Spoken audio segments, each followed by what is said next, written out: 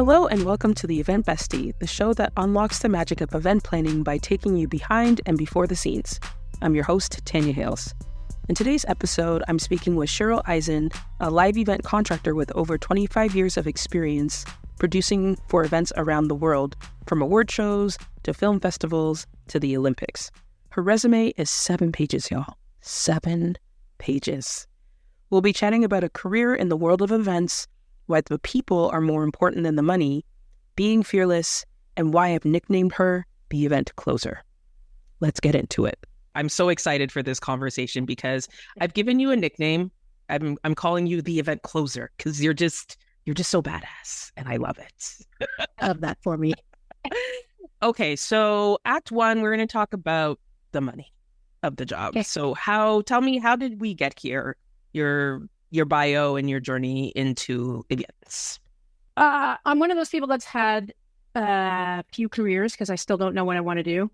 And I had 2 brothers ahead of me who went to university and got their bachelor's in nothing. You know what I mean? So when I was a teenager and planning to go to university, I realized I was in the same boat. I didn't really know what I wanted to do. So I was looking in the newspaper for a job and I came across the AGO, which was, kind of a pinnacle thing in my brain because I kind of wanted to be in arts administration, and I thought about going to OCA at the time. It was just OCA. And then I got this job in curatorial, and I thought I just lucked into this amazing thing. And it was the mid 80s. I would walk up to this building every day thinking I was the shit. Like, I'm working in this place that's, world-renowned arts institution, and that just was my jam. And so I started to work there and quickly realized it was a secretarial position. No matter how you slice it, it was a curatorial assistant, which just meant that we didn't have internet yet. We didn't have, it was catalogs being made by laying out, little letter boxes and stuff. So it was pretty old school. And I thought I was going to love it. And I did love the high profile aspect of it when exhibitions happened, when artists would come in, like world-renowned artists. And I worked for 2 different curators who were incredibly high profile guys. And the first one was amazing. The second one was less amazing. And he was also an artist. So he had a different vibe, which was celebrating his connection to the arts versus the artists themselves. And it wasn't the same, and I was treated very much like a secretary by him, and I didn't love it. And but I realized that my personality was way too big for that job. I was getting in trouble a lot for asking too many questions and walking around and thinking that I could access all this stuff, which I couldn't. And so when the gallery closed, that was the first of 3 closures of the AGO while they went into big construction to renew themselves. And I was out of a job all of a sudden. I was one of 300 people laid off, and I thought, what the hell am I going to do? And I had these friends that I'd made in advertising, and they said, you should be in advertising sales. You have this big personality. You'll make $1 million. So I did start, and I loved it because it was a lot of money, and it was a title, and it was, you'd walk in, and at 88, 89, I was making $60,000 for a base salary. Plus then you made commission, and it was easy to make commissions because there was lots of money in the advertising world, and you could go into, a company or corporation like MasterCard and sell a couple of pages for each issue and make tons and tons of money. So anyway, that was pretty cool. But then I started to realize that there was a super competitive environment. And I did that for 10 years until my skin was falling off literally from stress, backstabbing and competitiveness and stuff. So the money all of a sudden took a backseat, and all of a sudden I was realizing that my health was taking a real toll. And I went into therapy. There was life stuff going on and work stuff going on. And this therapist pushed me into a career counselor who, for the first time, had me realize that there's a way to have your career that isn't chasing a job title, isn't chasing money. It kind of exploits who you are. So this woman was friggin' awesome. I was volunteering at TIFF and for a very long time. And she started to sort of dig around that events sort of thing in my brain. And what she taught me was I could do this job, be in this industry that was really more of a collaborative in nature. I didn't realize that was important to me. I didn't realize working with trust and transparency was so important. She kind of dug into that instead of a list of things on a piece of paper that you do, skill sets. And she taught me personal skill sets versus work skill sets. And that's where I got to working in the arts. I love that. And I think there's so many people who can probably relate to that type of story. You start somewhere and, we're all chasing the coins. This is why we're all fighting for salary transparency on job postings, because we want to know that we're not going to be wasting our time and we're going to be able to pay our bills. But as you get older and as you get further into your journey in life, life happens. You might have children, you might get divorced, whatever it is, you realize money is great for sure, but your priorities start shifting. So was it as you mentioned, it was the career coach who kind of showed you a different kind of angle on how to view things in terms of your career, which I love. Yeah, it was cool. It was cool to learn that there were other things besides, job title and cash and cars, that you buy your first car and have you bought your first house, and it was all of that. I didn't fit into that very well, and I got into trouble a lot. I got fired from a few jobs because I spoke up about things that were unfair, and I thought, oh, I could do that, and they were like, no, you can't actually do that. No, so it's kind of shady that way. Yeah. Sadly, that hasn't changed much many moons later, but that's that's a whole nother topic for a whole other day.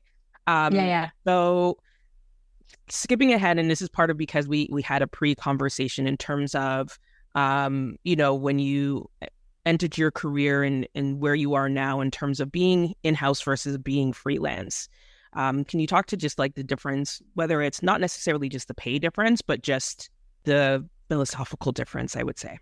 I just, one of the things about being older and having such a long career, doing so many things, people start to think you're a company, and they're like, hey, Cheryl, I'd love to work with you sometime. Why don't you hire me? And I'm like, if there's a job, I'm getting it, not you. Like, I'm chasing the job. So, I might be able to give you some advice, not you, but anyone advice. I'm not giving up what I can go get. So I learned that there's a trade-off. So I was miserable working for somebody else, doing something that did not take advantage of my personal skill sets. But I also learned that freelance is really brutal sometimes. You practically make a second career out of actually looking for work. Yeah. And that trade-off seemed to be okay for me, because when you're freelance, I have a friend who's a real estate agent, and I always feel like she's being a real estate agent with me, like with everybody, that she's looking for the next client. I didn't want that, but you are kind of always looking for the next job. So I decided to break down in my brain networking. I'm not networking in a shallow way where I'm just, I'm going to be someone's new friend because I think they're going to get me work. I hate that. Yes. But I do think of being more open to people as networking, more open to situations as networking. So once you start, like at TIFF, I realized that I could get other things. So I went to Sundance Film Festival after that. In 2004, TIFF was asked by the Dubai Film Festival, a brand new film festival in the Middle East, to come and bring 10 or 15 of their team to train them how to start a film festival, in which they quickly realized they need longer term than that. So for a few years, I was doing that. And then in Dubai, Abu Dhabi started a new festival, so they called a few of us. And then Qatar started a new festival, and they called us. So, and in 2010, the Olympics was looking for a blend of kinds of people who had front of house experience. So they looked towards TIFF. So what I realized was I needed to be open to different things that scared the shit out of me, quite frankly, to make it about people and connecting with people. And it didn't matter whether it was the Olympics or a film festival. It meant connecting with people, which then you create a little family in that way. So that was freelance to me, was creating little families all over the place. Yeah. Where if they were annual, I could go back and see my family. So I stopped doing Qatar's Children's Film Festival last 2 years ago. And I did that because I had a family member who was ill and I wanted to be more available in Canada. So I stayed, and I was gone for 3 months at a time. So I realized being home would be good for me personally in lots of ways, but then I started to miss my family. So I went back on the road with events. Freelance gives you that. You're looking for work all the time, but you're connecting with people in a really intensive way. And I kind of dig that.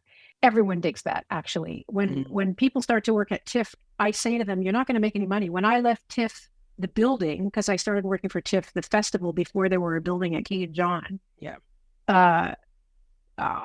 They don't pay. But when it was freelance and you're working sort of once a year for literally $12 an hour to work 17-hour days, that was kind of awful. But on the other hand, it was addictive because of the people and the experience and the profile and the movie stars and the public and the press. Like, that was kind of equally important to me. And it is equally important to a lot of people. They're just afraid to admit it because money, you need money. So what do? You do corporate events, you do other stuff to, get a little bit more money. You come up with a day rate, you find out what other people are making. You realize I don't have to get paid this kind of money. I can get this kind of money if I build on those events, and then I'm killing all the birds with all the stones, Yeah. That makes sense? Yeah, absolutely. I love that. And actually that segues really well into Act 2, where we talk about the people. And, you made a decision, as you said, growing through it, that the people became a little bit more important than the money itself. But tell me more about your TIFF story. So you started it out in Act 1 in terms of you were a volunteer there, and then it grew into you traveling literally to far off lands across oceans. Yeah. I didn't expect that. I just thought, I'm going to work TIFF. It's pretty cool. Once a year, I managed the red carpet at Roy Thompson Hall, which was their only gala venue for the longest time. Now there's a whole bunch of other venues, but when I started to do other events and other things, and started to meet these people, I started to realize that my process wasn't about the movie stars and the press and all of that stuff. It was a collaborative venture. And that word started to really mean something to me. In Abu Dhabi one year, we're talking about people. I was there from, I think it was October to December, late September to December. And a friend of mine had passed away here back here in Toronto. She was quite ill for a long time, but she passed away. And I was heartbroken that I wasn't there, like really heartbroken. But we had to get through the festival. We finished the festival. My friend Michelle was a super flamboyant person. She loved feather boas and having parties, and she's just really over the top. So when she passed away, I kind of was chatting with people about who she was, and there was a celebration of life for her back in Toronto. And I showed my friends, my newfound friends at this festival in Abu Dhabi, who had nothing to do with Canada, nothing to do with my life. Right. All the pictures of these people in feather boas. Cut to the end of the festival. At the end of the festival, there was a giant party for all the staff and volunteers. And somebody went out and got feather boas. And we had this giant celebration of life for my friend who they knew nothing about. And I have photographs of that I looked at recently, where we were all dancing and celebrating this fantastic woman back home. Who the hell would do that? Where else would you get that? It kind of broke my heart and grew my heart at the same time. Yeah, for sure. I can come up with a million of those things where you talk about your life with these people. It's super intensive because you don't have errands and family and stuff to do. You're kind of in a hotel and you have dinner together every night. There are countless examples of how the people really made me feel like this was what I should be focusing on instead of title and money and all that stuff.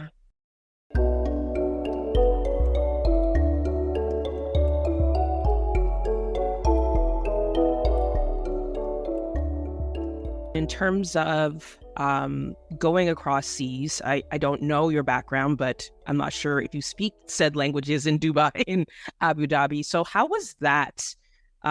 Because you have to find a common ground. And of course, they likely are bilingual in terms of English in their home country languages. But still, there's like a cultural thing and there's the language barrier. So I'm really curious about how that went down for you. When you work in overseas events, they're generally in English. So, and the thing about the Middle East and especially the Gulf regions is it's 70%, I found out, I didn't know, 70% expats, Australia, Germany, Britain, whatever, the US, Canada. But you do immerse yourself in that culture. So the food, going to mosque, all of those things became of interest. Plus, you're kind of anxious to learn a bit of the language. I mean, I just came back from the Olympics. I don't speak very good French. My French is kind of high school French, and you can tell that I went to high school a long time ago.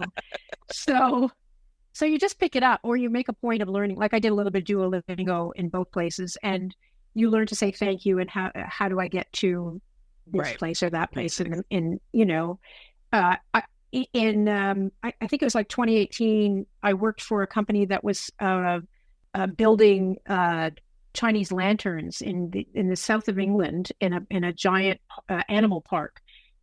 These were like Chinese lanterns, and what I mean by that is they were, they did something on, for example, on the pyramids, and they built a lantern the size of the pyramids. I mean, it was giant, and there were all these construction people from China, and so I learned to say, thank you, xie xie, in Chinese, or I ate with them. They had this kitchen built for them, custom with all of their tools. And we found a Chinese grocery store in this tiny little town, and we shipped in food for them, and I ate with them, and we figured out how to communicate with each other through Duolingo and through apps and stuff. So that's part of it, right? That's the connecting part. It expands every time I do these events on how I connect. It's not just in conversation, it's in action. When you think about you now and all the things that you have under your belt, and you when you're starting out, you have a certain level of fearlessness then in order to get to where you are now. Do you still hold the same kind of gung-ho attitude, let's do it, no fear, I'll figure it outness? Yeah, I do. It's interesting. I'm a giant chicken. I'm afraid of everything. I'm afraid of my own shadow in so many ways.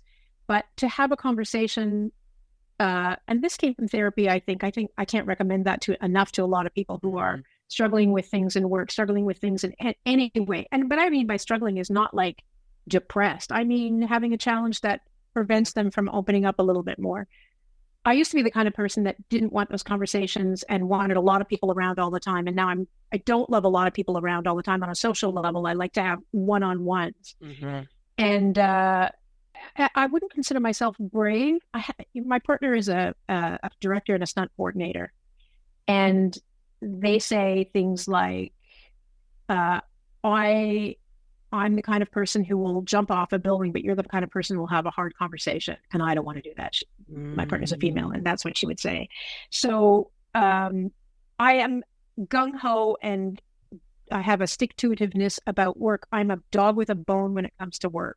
But I'm also, on a personal level, very, very easygoing and adaptable. I do have a kind of a chameleonness about me that I'm really proud of, because I can stick myself anywhere and not feel like I'm married to something if somebody feels more strongly about it.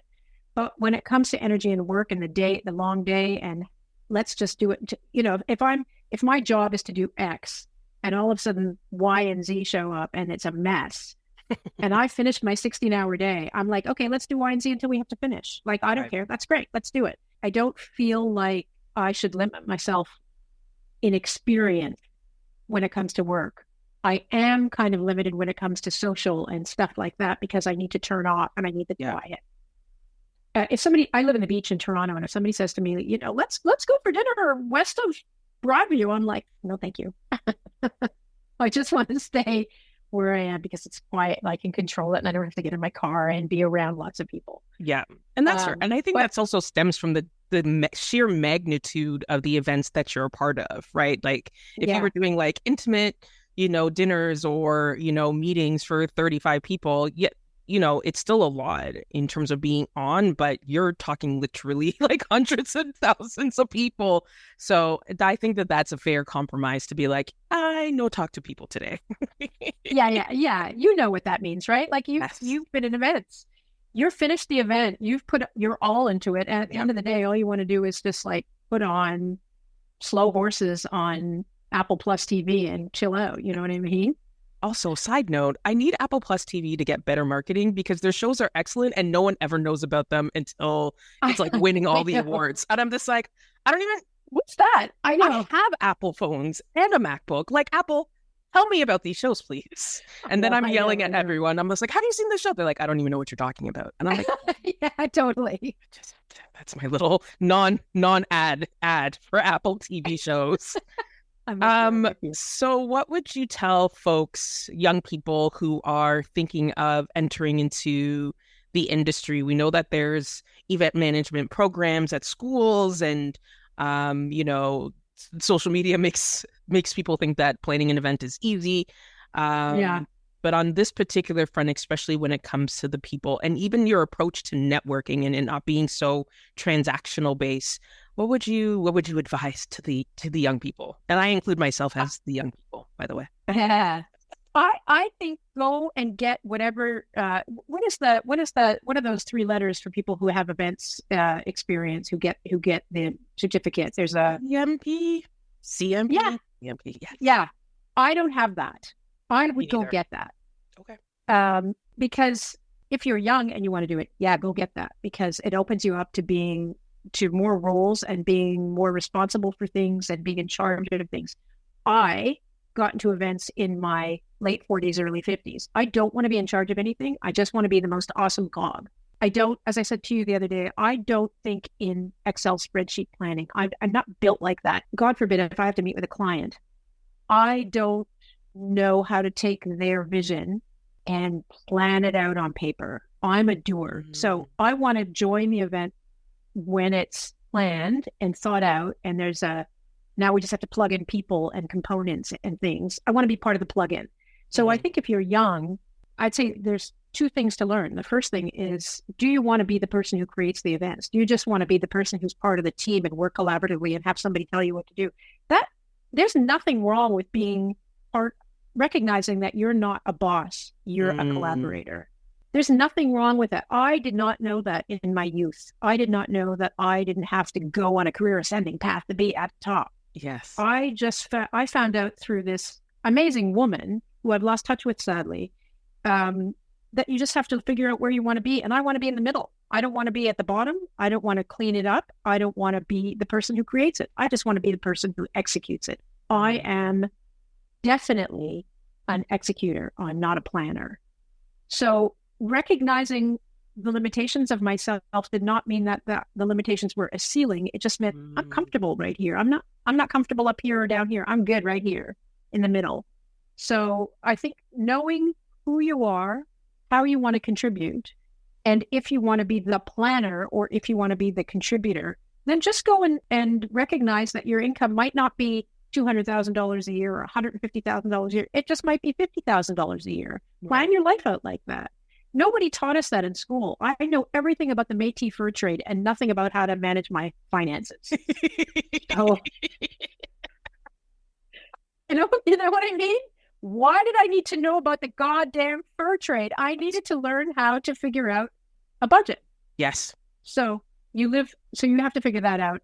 Yeah. And if you want to be the person who's in charge, you need to get those three letters, whatever the hell they are. And if you want to just be a part of team and collaborate and contribute, then just do that and know that you might be up at 80,000, 70,000, 60,000 bucks. Mm-hmm. And that's okay. Yeah. Then you got to learn how to marry rich. Maybe that's what you have to learn. But yeah, that's, thought about that. I think that ship has sailed for me. Unfortunately, yes, sailed far, far, far away. Yeah. For many of us. Yeah.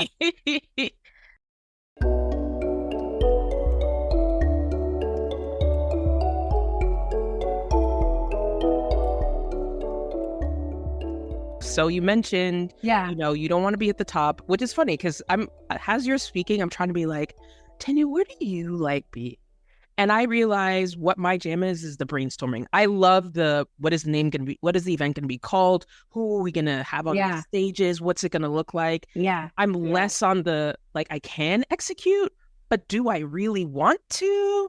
No. Let me ask you a question. Yes. Do you consider yourself a producer, therefore? I don't know what I consider myself at the moment. I'm kind of in transition because the pandemic made me kind of retire from events, and I pivoted away from it. And the podcast is really just leaning on all the experience that I've had from various levels, whether it's as a charity employee to an event planning entrepreneur. So now I just think of myself as like a consult, an event planning fairy godmother type of situation where I'm happy to sit down and help people kind of figure out like, no, you don't need to do this type of event or whatever. And then they can go execute it. I think that that's ultimately my budget. I think for me, I'm just like, I just don't like budgets. If it just, I realize that's my ceiling. That's an event planner. That's an event planner, right? Yes. I can't budget. If you tell me you have $2 million or $200,000, I don't know what the difference is. And also, even if I could learn the difference, I'm not interested in finding that out. Yes. I don't want to research how do you fit this big vision, because everybody's vision is bigger than their budget. Yes. I don't give a shit. I don't want to know how to do that. And I have friends who are amazing at that and who get their rocks off on that. I have a very dear friend who is a producer. So she knows how to take the budget that she's been given by the client and negotiate all the beautiful components to get that vision realized. I don't care. Those people, figure it out yourself and just tell me what you want. That's what I want. Yes. I realize I can do it. I just, like you said, what's your jam? Like, I think that that's ultimately what it boils down to. I'm like, what gets you excited? And I love the strategy and the brainstorming part. I love seeing it come together, but that's someone else doing it, right? I'm not a production team that's like building the booths and making the stage pretty. I just want to make sure that everyone is doing what they're supposed to do. And then, you know, day of, I'm just like, all right, you know, it's 5, 6, 7, 8, let's go. And then I'm happy at the end, but there's a part in the middle that I want no parts of. So those exist. Yes. Those jobs exist. You just have to find them. Yes. And they don't necessarily just exist in corporate. What you just said to me was booth. Ugh. That's corporate. You seem way too creative for that. Social corporate is like the ones that are like the culture cons and like, the comic cons, like they're corporate, but not like, I call them social corporate because yes, it's still corporations planning it. That's a good distinction. Yeah. Very good distinction. A pretty face. So in our pre-chat, you mentioned something that I was just like, I'm going to go to Google after this. You have had such roles as trip directing and stage manager and metal ceremony producer. So first of all, tell the people what a trip director is. What is that? Oh my God. I'm excited. That's a job that's been haunting me for a long time. And I have a friend who's a mutual friend of ours. The friend had a dinner party and the mutual friend came over and tried to convince me to be a trip director. This is 10 years ago. Traveling all over the world and, it's incentive programs and you're going to be at hotels and, in the Caribbean, or you're going to Florida, or you're going to, I was like, I don't know what that means. I need to know what the job is. And what I realized was it could be accommodating dietary restrictions for 600 corporate people, or making sure that they're happy with their hotel room. Listen, if the hotel room pillow isn't fluffy enough, choose a different one. If the meal isn't gluten-free, move the gluten off the plate. Like, does everybody, I wasn't interested. It just seemed like catering to lunatics to me. And then COVID came. You mentioned COVID. And then COVID came. And I had worked, during COVID, I got a job like a lot of people in front of house world did, as a COVID compliance person, a COVID administrator. So nurses would come in, people on set in the film business, because the film business was still going. So people on set needed to be COVID tested. And if you were on camera, you had to be tested 3 times a week. If you were on set, you had to be tested twice a week. And if you were just in the office, you got tested once a week. And all that, imagine 1,000 people figuring all that out. So a bunch of us in front of house seemed to get those jobs. One person got it. We passed it on to our friends and we all ended up doing that. Mm-hmm. So because I had that COVID experience, towards the end of COVID, still COVID, but towards the end, events were starting to come back, and corporate events were starting to come back. And a friend of mine called me and said, this particular company has their bank client going back to events, but they feel like they need to be COVID tests and somebody who can administer the tests or just figure out who has COVID shots and all that stuff. So this woman called me from this events company and I had this interview and I was like, sure, that sounds interesting. And she said, all we have is $250 a day. And I was like, all I have is no desire to make $250 a day.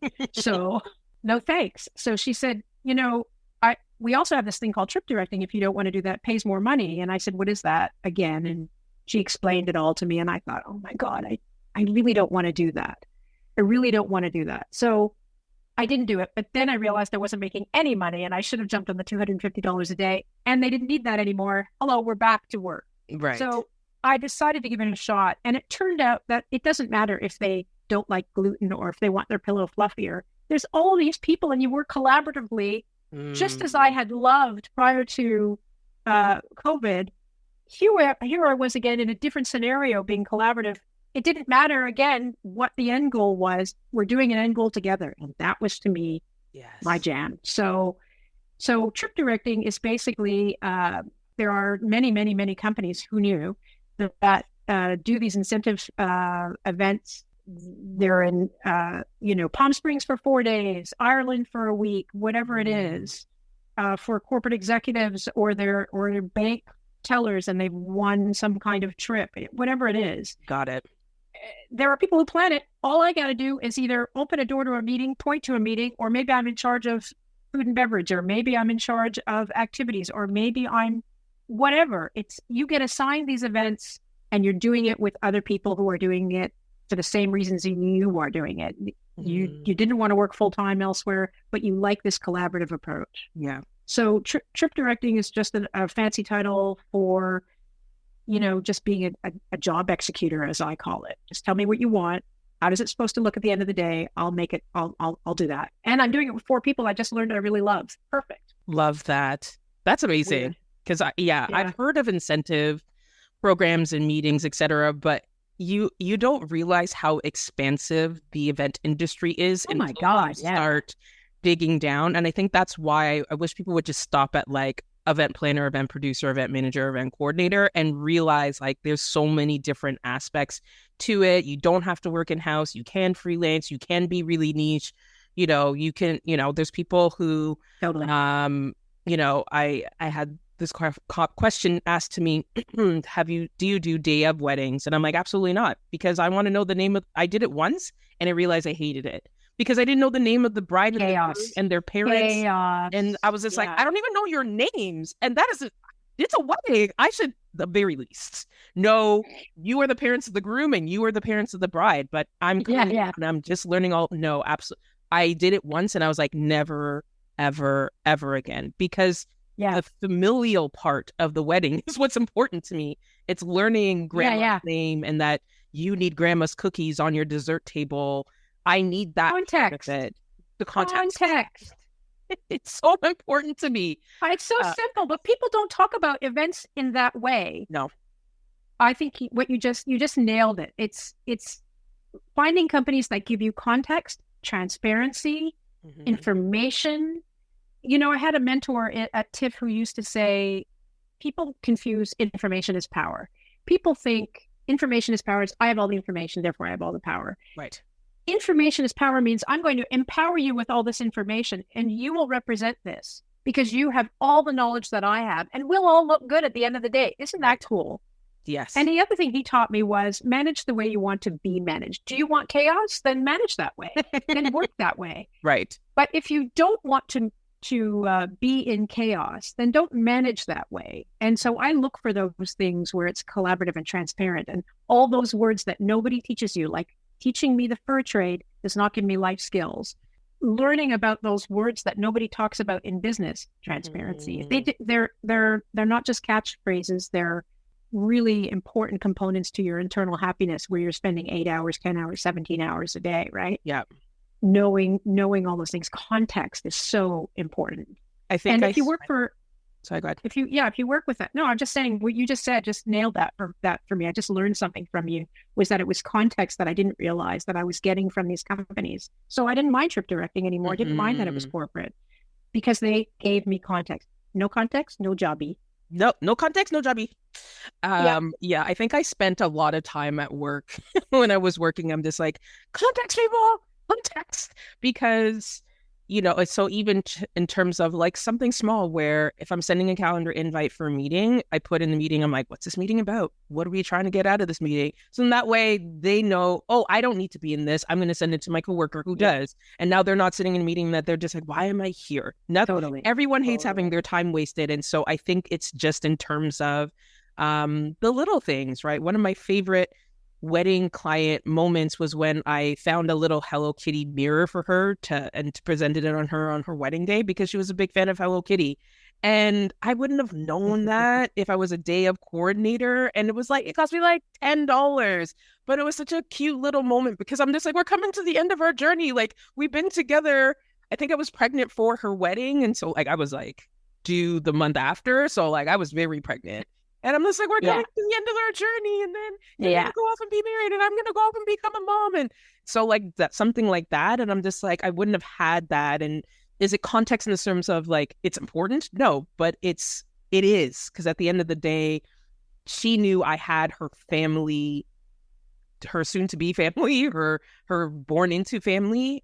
She knew I had them in a way Yeah. that you can't when you're just showing up on the day and whatever, unless that is exactly what you want, right? In terms of Yeah. like, I don't care about all the backgrounds and grandma's name or whatever. I just want to know like, hey, the dessert table has to be out on Yeah. night and this, that, the other. There are so many different ways to be in this industry that people I think are discounting themselves.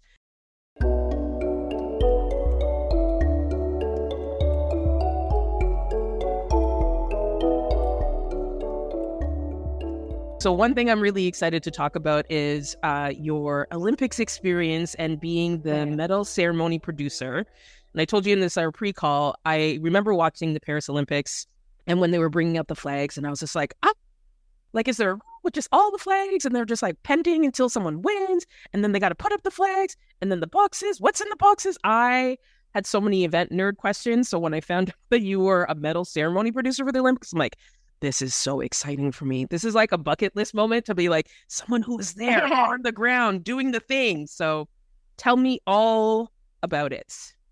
So in 2010, when I flipped into the Olympics in Vancouver, I was in events, and then I left events because I got a job offer to work in security, and it was a nightmare. And I thought, I'm never going to do the Olympics again. This is just a mess. And then because I had done the Olympics, a friend of mine from TIFF got me a job at the Pan Am Games, and I worked in medal ceremonies. I had no idea what that was. And I was hired a year in advance of the games. And I thought, what the hell am I going to do for a goddamn year? It turns out that there is such a steeped in history protocol to award ceremonies. Sometimes they're called victory ceremonies or medal ceremonies. And I totally got off on that. It was awesome because it was like TIFF celebrating the moment of somebody's achievement, somebody's hard work. And I loved that part.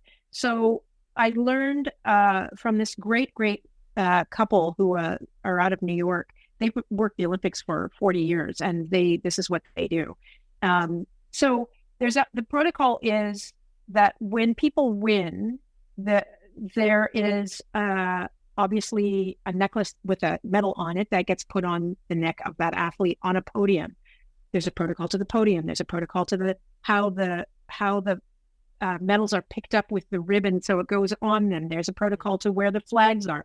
The flags are always done by the nation's armies and navies and all of that. So I worked with the RCMP in Vancouver. I worked with the RCMP here in Canada on the Pan Am Games. In Azerbaijan at the 4th Islamic International Games, whatever that was, it was their military. So in Paris, I got to work with the French military, which was super awesome. Like we went to their military academy to teach them how to raise the flags in a way that was following the protocol of the Olympics and its rich history, and learning that, if they're coming from stage left or stage right onto the field of play, that when they turn to the flags, the presenters can't have their backs to the athletes. So you have to figure all that stuff out. Wow. And I had a venue that was the a lot of people think this was a cool venue. A cool venue. I thought it was a wonky venue because it was the venue that had skateboarding, BMX, freestyle cycling, and yes, breakdancing. Breakdancing, yes. Which, on a personal level, I can say I'm happy it's never going to be in the Olympics again because it didn't feel like an Olympic thing. But on a professional level, I thought it was pretty cool to be a part of that one-time thing. Yes. Anyway, you're also training volunteers, and the volunteers get costumes. And in Paris, the costumes were by Louis Vuitton, and the trays were made by Louis Vuitton. So we had to deal with Louis Vuitton on making sure that the costumes looked exactly correct, right. And they were, the hats were on the right way, and so when the national anthem plays, do they take off hats? No, you can't do that. That's not protocol. They don't take off hats. They just like all these crazy details. Wow. Minutia, which is like every other event in the world, only now you're on a live broadcast, so there's way more pressure.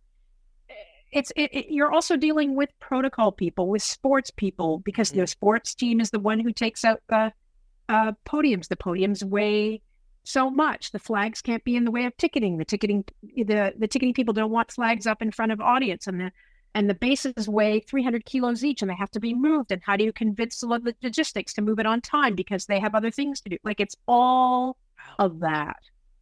And I freaking love that because it's all based on relationships.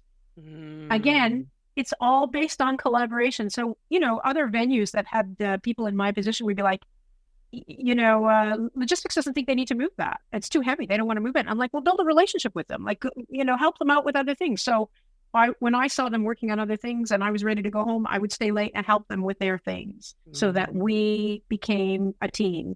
Right. And collaboration, as I said earlier, saved my bacon at the Olympics. Creativity, context, all of those things saved my bacon in a place that is full of pressure.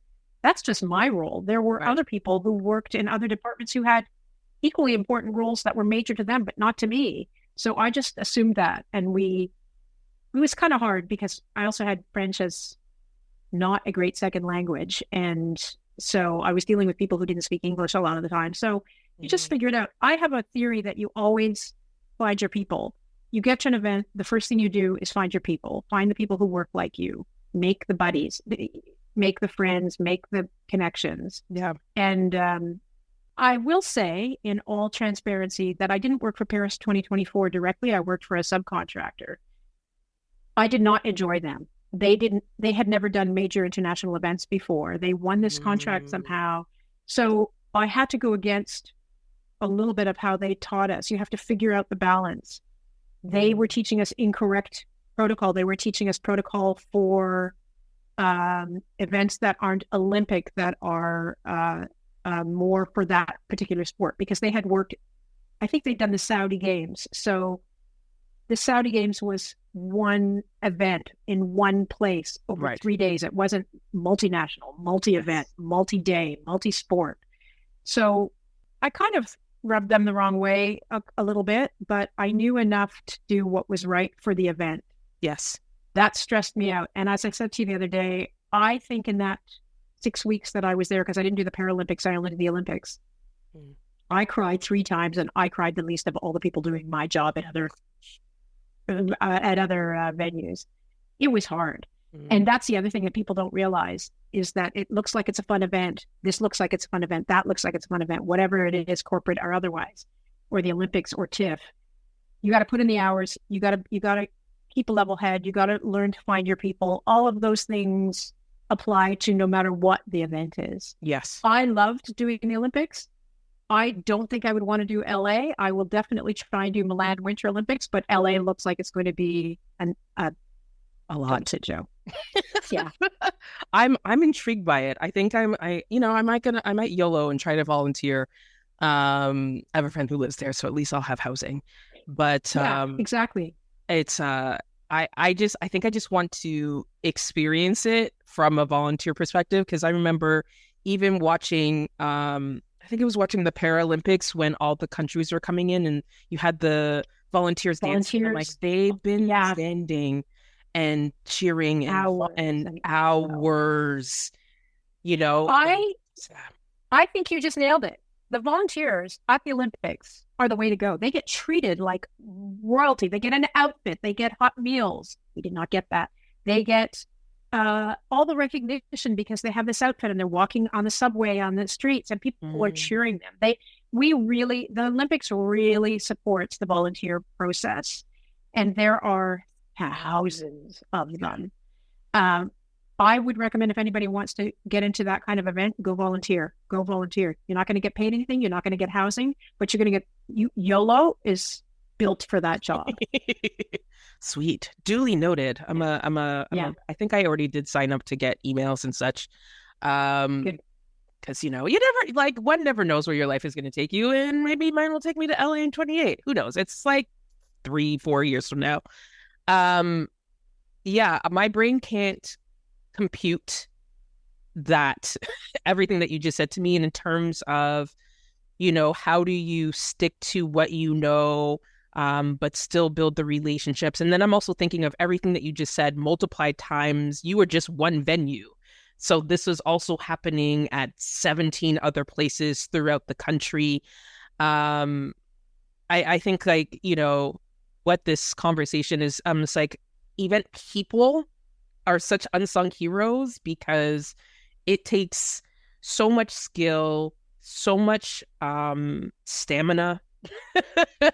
That's the other thing too about events. I'm just like, do I have 17-hour days in me right now? I'm like, oh, not the way that my knees are set up. I don't know about all of that, but I'm so in awe. So last question of the day. You've been a part of some of the biggest events in the world, which is amazing. What is on your bucket list? What haven't you been a part of that you would love to do? I thought about this question. My old bucket list was to do the Academy Awards and do the red carpet at the Academy Awards. There's 100 people on that carpet, just to be one of those people. I kind of lost that because I started to do so many other events that I thought, I don't need to do that. It's still a little bit on my bucket list, but my bucket list has gone into this tiny little place where I don't have a specific event that I want to do. I just want, the bucket list for me is to do this as long as I can do it. So I'm not a spring chicken, and I want to do the Winter Olympics in Milan because I'll be 65, 64 and a bit. So I feel like I could do that. Do I want to be at 68 in Los Angeles? I don't think so. Fair. But I think my bucket list is to keep doing this for as long as I can do it, because as a freelance person, I can also pick my times. Yes. I had a gig this October, which was, I got the feeling it was a brand new thing, and not for me, but brand new for the people who were doing it. And it was part of a bigger event that's happening in October. And so I wanted to do it, and I met them in July, and we came up with all these plans. And then I came back from the Olympics in the third week in August, and I hopped on it. And I could feel through September that they weren't ready. So I wrote them a long email and said, I feel like you have legs on this idea, but I don't think you're ready to execute this idea. And even if you think you are, I don't think you're ready to do it the way that I'd want to do it. So here was my bucket list, was to say no to something that I didn't think that would work and not feel poopy about it. You know what I mean? Right. So he wrote me back and said, you were right. We're not ready. Can we pay you for your time so far? And next year, let's get to it. And I was like, yeah, okay. So I sent him my day rate. He paid me within 2 weeks, and I have October free.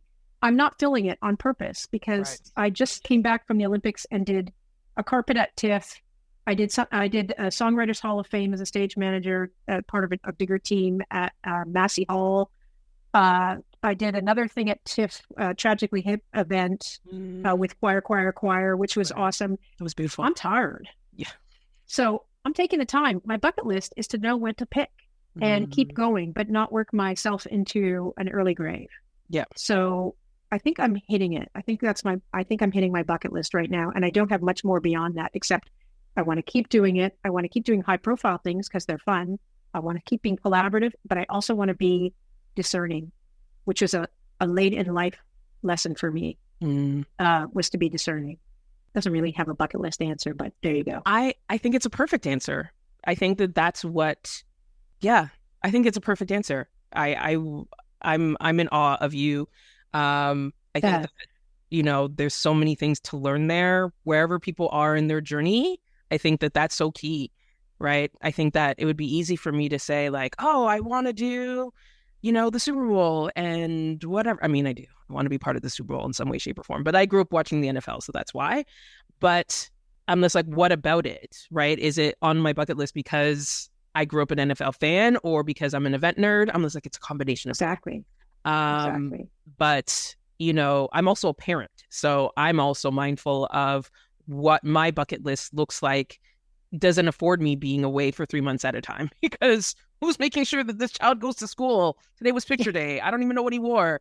I'm a little worried when I get those pictures back, but we'll figure it out when we get there. But those kinds of things, right? So I think that, your answer is based off of a true life well lived, and such a cool person and human. And yeah, I'm so you're nice. that I got a chance to sit down and chat with you and learn a little bit about the world of events that I had my mind expanded today, and hopefully the audience did as well. So thank you so much for your time, Cheryl. Oh, thank you. It was totally fun. Yes, absolutely. And that's a wrap for this episode. I had a blast chatting with Cheryl. What a wonder. What an amazing life she's lived. I kind of want to be here when I grow up. Thank you so much for listening. And if you liked it, slide over to that subscribe button so I know it's real. Until next time, we'll keep the red carpet ready for you.